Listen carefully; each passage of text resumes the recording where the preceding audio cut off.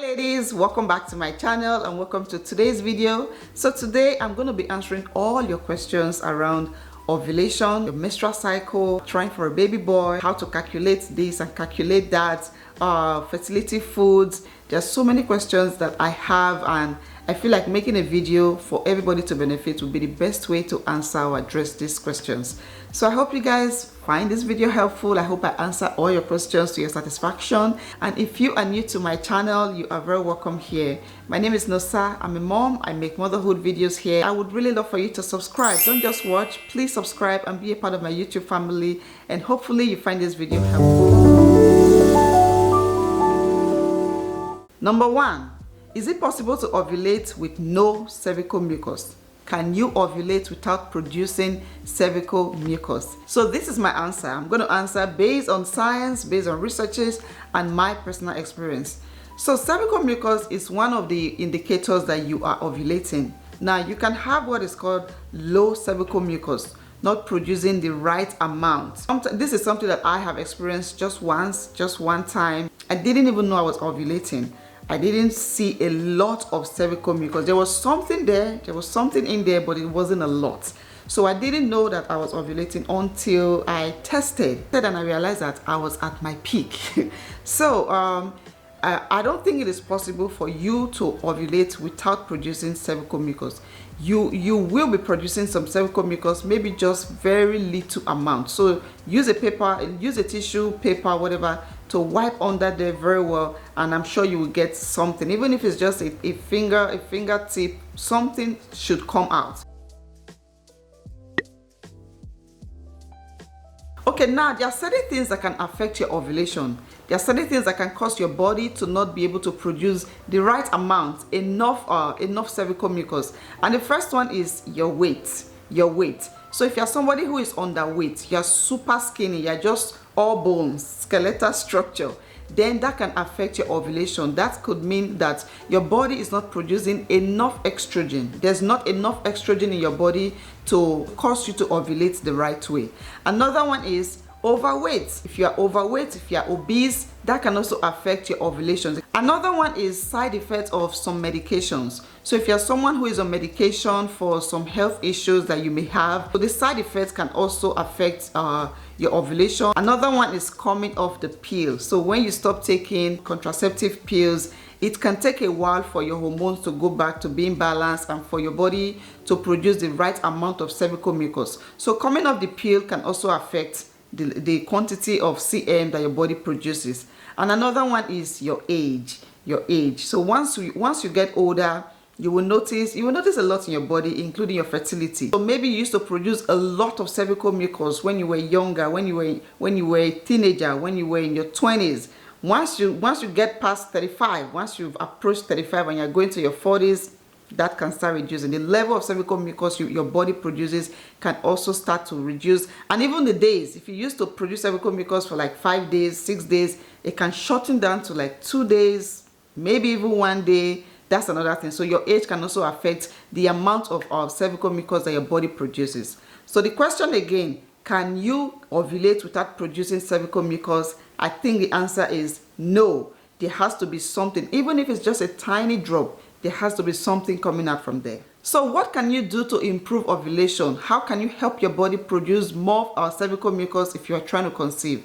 The first one is to drink a lot of water. You want to drink a lot of water. You want to keep your body hydrated because this can help to improve the quality and quantity of your cervical mucus. Another one is to take some fertility teas. I've shared a video of fertility teas that are safe for you to take if you're trying to conceive. So you want to watch that video and see, which of the teas you have around you. So yeah, those are two things that you can do to improve the quality and quantity of your cervical mucus. Number 2, the second question is just the direct opposite of the first one, and that is cervical mucus and not ovulating. Is it possible for your body to produce cervical mucus and you are not ovulating? The answer is yes. Yes. And in this situation, there is an underlying fertility issue. So during ovulation, your body releases cervical mucus. Your ovaries are also supposed to release an egg. Your ovaries should release an egg, and when that egg gets fertilized, then pregnancy can occur. But if your body is releasing cervical mucus, healthy cervical mucus, stretchy, egg whites, slippery, all of that, your body is releasing all that, but an egg is not coming out from your ovaries, then you are not ovulating. What it simply means is that your body is trying. The hormones that should trigger ovulation is working its best to make sure that egg comes out from your ovaries, but it's just not happening. So women who have issues like PCOS can experience this. They can experience a lot of cervical mucus coming out, healthy cervical mucus, like I said, and then they will experience dryness again, like everything will just dry up. And then it will come again, the cervical mucus will come back again, a lot of it coming out. It just means your body is trying its best to ovulate, but ovulation is not happening. So in this situation, of course, you want to see a medical doctor. I think that there are medications that can help, to trigger that hormone to release an egg, to cause ovulation to happen. Drinking detox tea during ovulation. So the question is, can I drink detox tea when I am ovulating, during ovulation, and when I'm trying to conceive? So according to researchers, detox tea are good. They are a good kind of tea to cleanse your body, to balance your hormones, but they are not recommended for women who are trying to conceive. If you are trying to get pregnant and you want to detox your body, you want to cleanse your body, that's something you want to do 3 to 6 months before you start trying. 3 to 6 months before you start trying. Because some of this detox tea can have compounds, ingredients that can affect the quality of your egg. They can be harmful to your fertility if you are trying to conceive. So do the detox way before you start trying to conceive. So it's okay to do it, during your period, during your ovulation, but just make sure you are not trying to conceive around that period. Number 3, this question is a little funny, but it is something we should take serious. Can panty liners affect fertility? Can panty liners cause infertility? So this is the answer according to researchers. Panty liners are safe to wear to prevent stain in your underwear. However, synthetic panty liners have been shown to affect fertility if they are worn for too long. So according to this research, if you're wearing a synthetic panty liner, you don't want to wear it for too long. So there are some reusable panty liners which are considered very safe. You can wear those ones and wash them and wear them again, but the common ones are synthetic. The right way to use them is to wear them and dispose them, often. You don't want to wear a panty liner from morning till night. That is not safe. That is not healthy. So the answer is yes and no. It can affect your fertility if you don't use them the right way, if you don't manage them the right way, if you wear them for too long. But it can also not affect you at all if you change them often. Okay, the next question is pain and cramps but not ovulating. Is it possible to experience pain and cramp in your tummy, in your abdomen, and you are not ovulating? The answer is yes.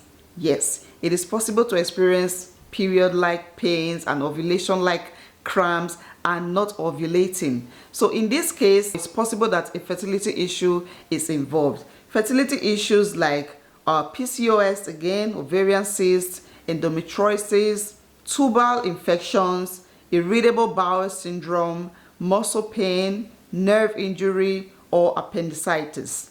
These are some common things that your body may be experiencing, and you are feeling pain and you are feeling cramps and you are not ovulating. It is not related to ovulation. And I talked about this in my video, where I shared ovulation pain. So let's be clear about this. Ovulation pain, ovulation cramps is different from any other kind of pain. Like I said, the pain it can be sharp and sudden. It can also be very mild, but it is nothing severe. It does not come with bleeding. Some people, they bleed when they ovulate, but it's like a very tiny spotting, very tiny. It just happens for a few hours and it disappears.